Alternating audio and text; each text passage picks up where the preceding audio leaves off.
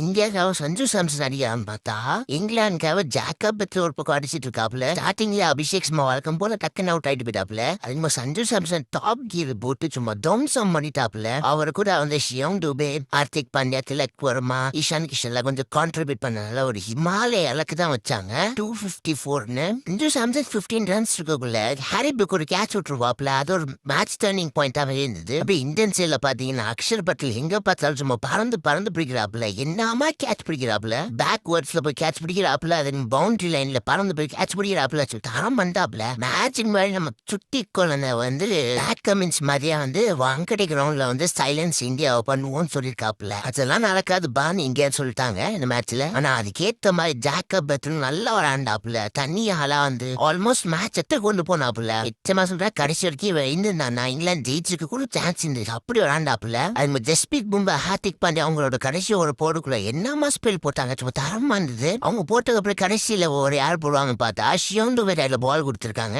ஒரு செகண்ட் வந்து ஷியோங் டூபே கூட திக்கு திக்குன்னு தான் இருந்தது. இந்த நல்லா ஓவரை போட்டு ஜாக்கப் பத்தேல் ரன்னோட எடுத்து கொடுத்தாப்புல இந்த ஓவர்ல. அதுக்கு இந்தியா இந்த மேட்ச் கம்ஃபர்டபுளா ஜெயிச்சு ஃபைனல்ஸ்குள்ள போயிட்டாங்க. இப்ப அந்த நியூசிலாந்து கூட வந்து ஃபைனல்ஸ் நடக்க போது அஹமதாபாத் கிரவுண்ட்ல. மேட்சை பத்தி பேசிட்டே போலாம். நான் இதோட வீடியோ முடிச்சிடறேன். பை.